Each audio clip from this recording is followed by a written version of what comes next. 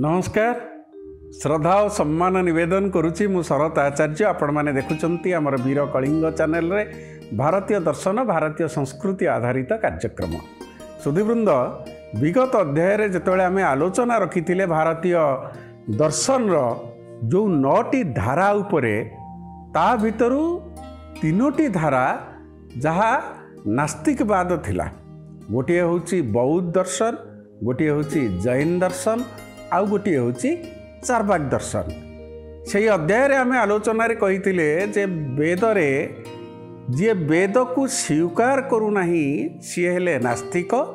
आउ जो 6 दर्शन रहिले 6टी दर्शन से माने वेद को स्वीकार करुचंती से माने आस्तिक। अतएव ये नास्तिक धारा भितरे जो 3टी धारा आसिले बौद्ध जैन आउ चार्वाक। ये आलोचना प्रसंग रे आमर जने श्रोता आमको अनुरोध करथिले एवं जानिबा को चाहिथिले।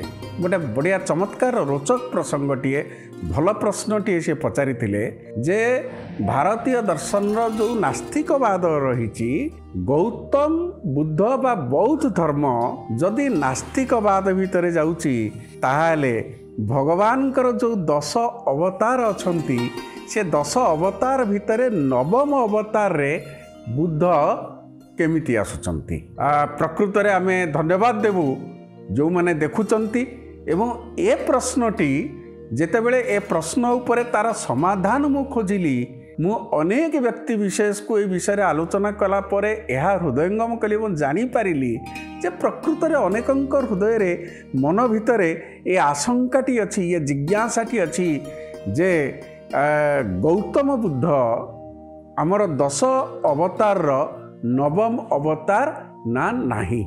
तेबे आमर जो आलोचनार प्रसंग रहिबो ताहा रहिबो या जे भगवानकर जो 10 अवतार अछि से 10 अवतार भितरे गौतम बुद्धंकर नवम अवतार ना नाही। एहा उपरे आमर आमको क्रमान्वय रे देखुथिबा आमर जने सुधी दर्शक आमको ए प्रश्न मध्य पचारिथिले आमे चेष्टा करिबा तार समाधान करिबा पई। सुधीवृंद ए प्रश्न आसिला परे मु विभिन्न दिगरु जानिबार प्रयास कली पुराणरू वेदरू इतिहासरू एवं किछि ज्ञानी गुणी लोक अछंती जो मानक ठारू ए विषय रे गोटे सिद्धांत जानिबार मु चेष्टा करिथिली एवं जो सिद्धांतटी मो पाखे पहुँची जो सिद्धांतटी रे मु उपनीत होईची ताहा आपण मानक पाखे रखिबी। तबे सुधीवृंद प्रथमे आमे जानिबा टिके प्रसंगर पूर्वापर आलोचनार आवश्यक रही। ये 10 अवतार कौन? 10 अवतार आमर को पुराण मानकरे अछंती एवं ये 10 अवतार केवल 10 अवतार ना भगवान विष्णुंकर अन्य अवतार अछि। तापर आमे देखिबा जे 10 अवतार भितरे जो बुद्धंकर अवतार अछि से बुद्ध जणे बुद्ध ना अनेक बुद्ध अछंती। एमिति अनेक शंकार अनेक प्रश्नर समाधान आमे करि परिबा बोली मोर विश्वास रही। तबे सुधीवृंद आमे आलोचना करिबा जो 10 अवतार कथा भगवान विष्णुंकर। ता पूर्व मु गोटिए कथा आपण मानकु कहिबी जुगे जुगे वर्ष वर्ष धरिकिरी सृजनवाद एवं विकासवाद ये दुईटा गोटे हेला धार्मिक आउ गोटे हेला आधुनिक विज्ञान।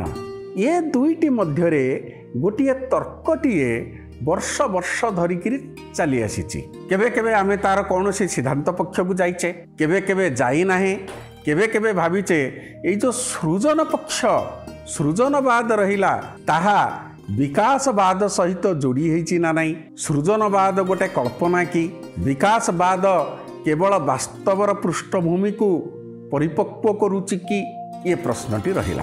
तबे यही जो प्रसंगटी आमे आलोचना करुचे से प्रसंग क्रम रे मु एति कहिबी जे Charles Darwin evolution of life जे प्रवर्तन करथिले जे आम मानक पाखरे रखिथिले जीव विवर्तनवाद बोली जाहाकु कहूचे। तबे चार्ल्स डार्विन कर ये जो विकासवाद सिद्धांत ये विकासवाद सिद्धांत चार्ल्स डार्विन यही 200-250 वर्ष तलर कथा।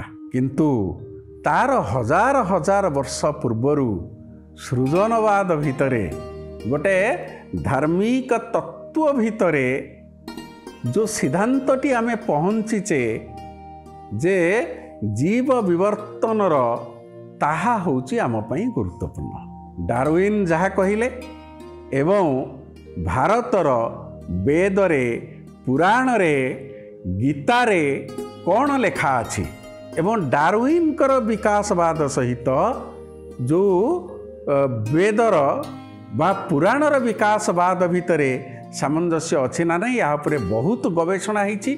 समग्र पृथ्वीर ज्ञानी लोक मैंने एपरिक वैज्ञानिक माने मध्य गवेषणा करिसंती एवं से माने अनेकांशरे अनेक समर्थन भी करिसंती।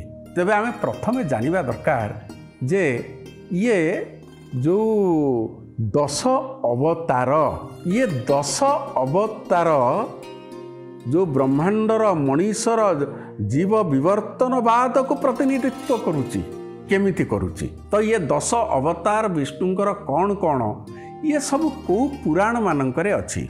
विष्णु पुराण, गरुड़ पुराण, श्रीमद् भागवत पुराण, भविष्य पुराण ये सब पुराण मानकरे ये 10 अवतार विषय रे वर्णना करा जाइछि। ताहले ये 10 अवतार कौन कौन 10 अवतार हेचंती। प्रथमे मत्स्य अवतार, द्वितीय रे आसिले कच्छ अवतार बा कच्छप अवतार बा ताको आमे कइछ रो अवतार बोली कहि परिबा। तृतीय रे आसिले वराह अवतार, चतुर्थ रे आसिले नृसिंह अवतार, पंचम रे आसिले वामन अवतार, तापरे आसिले परशुराम अवतार, तार परवर्ती समय रे राम अवतार एवं राम अवतार परवर्ती जो अवतार आसुचंदी बलराम अवतार आकु नहीं पुराण रे सामान्य द्वंद्व अछि। बलराम को परे आसुचंदी कृष्णंकर अवतार एवं कृष्णंक अवतार परे कल्की अवतार ये 10टा अवतार। किंतु जोटा आमर कुहागला विष्णु पुराण अनुसारे मत्स्य, कच्छ, वराह, नृसिंह, वामन, परशुराम, राम, कृष्ण, गौतम, बुद्ध अवतार एवं कल्की अवतार ये 10टा अवतार। तो ये 10टा अवतार जो विवर्तनवाद को केमिति प्रतिनिधित्व करुचंती सेटा होची गुरुत्वपूर्ण।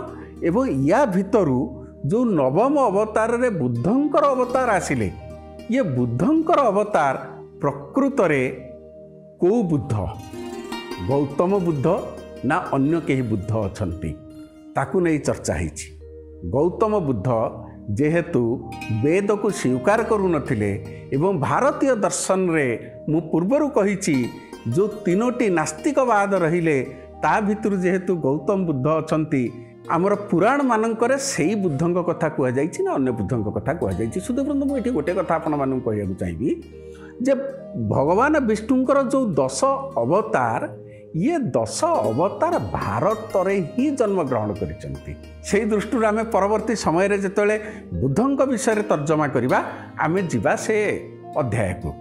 तेबे देखंतु किपरि विवर्तन सहित जोड़ी ही रहिले माने गोटे आमे जानिचे जेतेबेले सृष्टि आरंभ होईची जलरु ही आरंभ होईची।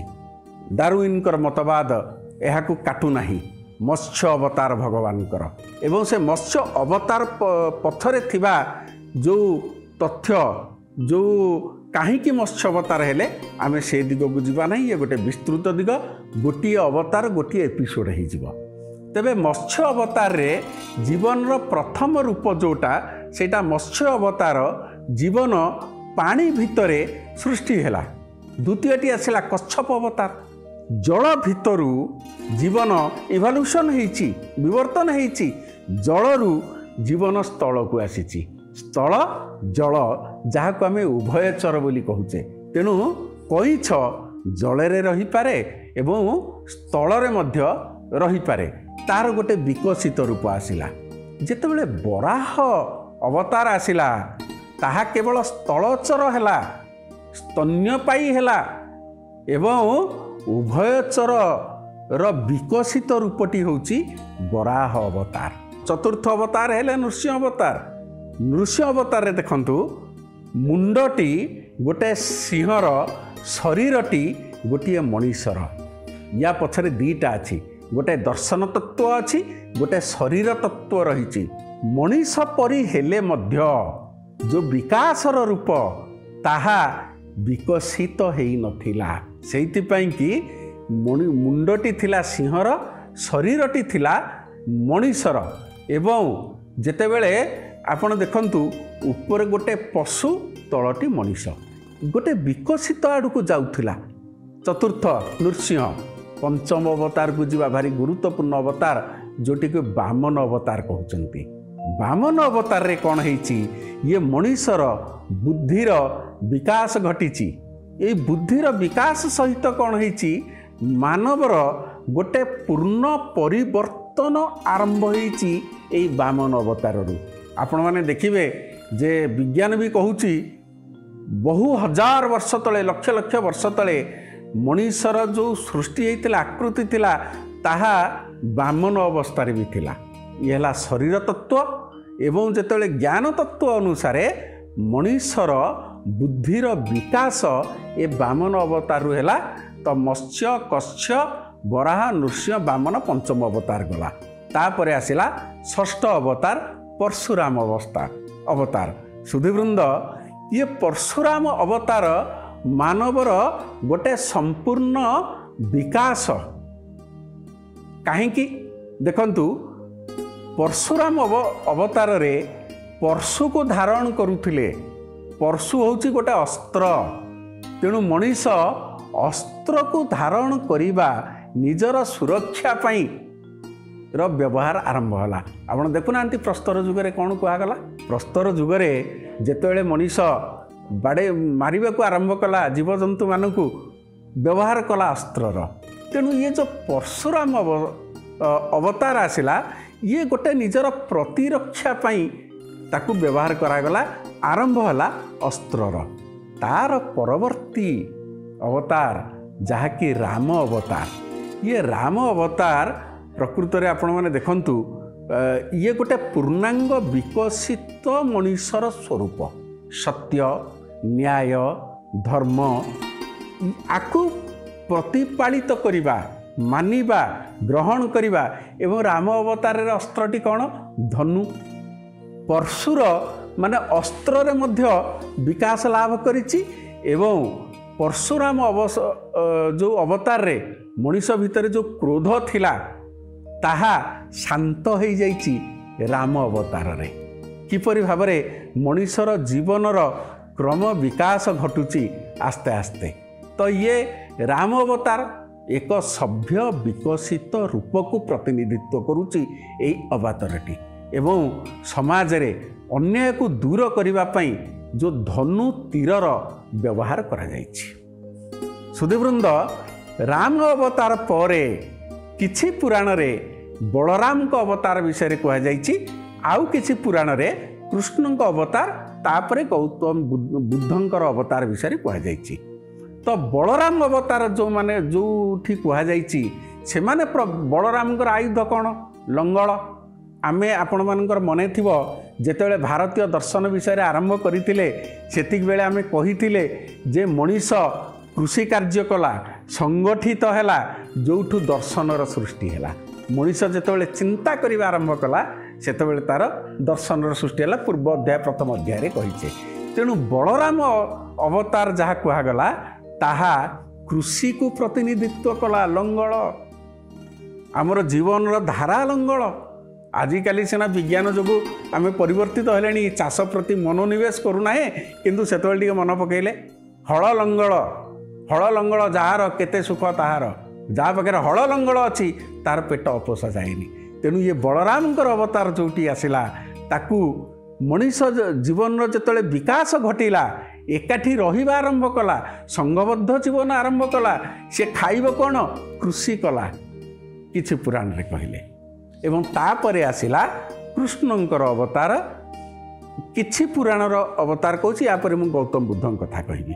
कृष्ण अवतार रे कौन हैला दीटा जिनिसर विकास घटिला जेतेबेले मनीष एकाठी रहिला सी गोटे ता भितरे गोटे दार्शनिक भावटी आसिला राजनीतिर भाव आसिला राज्य गठनर भाव आसिला मो राज्य को मु सुरक्षा देवी से भाव आसिला कूटनीति भाव आसिला ए राज्य को से राज्य दखल कर नवा ताहा आसिला आपण मन पकाउना महाभारत को। तेणु जो राजनीति कूटनीति एवं गोटे विकासर रूप आसिला आहुरी कौन आसिला से भितर सभ्यतार गोटे सृष्टि होकर विकसित एवं राज्यर गठन है केवल सेतिकी नुहे मनीष जेहेतु सभ्य है संस्कृत है नृत्य गीत संगीत रास मन पकातु तेणु ये गोटे पूरा विकसित रूप समाजर विकसित रूप आसीगला एवं शेषटी होची कल्की। सुधीवृंद कल्की अवतार जेतेबेले समाज रे लोभ ईर्षा द्वेष काम क्रोध ये बढ़ी जीव सेतिकी बेले ध्वंस पाइब। डार्विन मध्य कहते ब्रह्मांड ध्वंस पाई गोटे बिंदुरे सीमित हो तेणु कल्की अवतार आसी ना ये गला गोटे किंतु विष्णु पुराण रे भविष्य पुराण रे जो कथा कहुई बलराम अवतार कथा नहीं सेठी नवम अवतार रे आसीचंती बुद्ध तो नवम अवतार रे जो बुद्धंकर कथा आसिला ताहा होची आम आलोचनार प्रसंग विषय वस्तु। बलराम अवतार नहांती मत्स्य कच्छ बराह नृसिंह वामन परशुराम राम कृष्ण बुद्ध एवं कल्की ये जो बुद्ध अवतार आमे ता उपरे आलोचना रखिबा। मु आपण मानकु एइथिपई कि 10 अवतार कथा कहिदेली बुद्धंक विषय आलोचना कला बेले आम भितर निश्चित भाव में गोटे 10 अवतार विषय रे आमर स्पष्ट चित्रटी आसीथिबा दरकार। तेबे सुधीवृंद आसंता संख्यार आमे स्पष्ट भाव में आलोचना करिबा जे विष्णु पुराण हो श्रीमद् भागवत पुराण हो गरुड़ पुराण हो भविष्य पुराण हो या आधार रे नवम अवतार रे जो भगवान कर बुद्ध अवतार से बुद्ध प्रकृत रे किए से एवं बुद्ध अवतार कहीं होइथिले। सुधीवृंद आपण माने आमर वीर कलिंगर ये चैनल को आमर कार्यक्रम को देखुचंती से अजस्र धन्यवाद दौचु। जदि आपन को भल लगुथाय आमर कार्यक्रम एवं आपण नुआ देखुचंती ताहाले सब्सक्राइब करंतु आमको मतामत दियंतु एवं अन्य मानकु मध्य शेयर करंतु।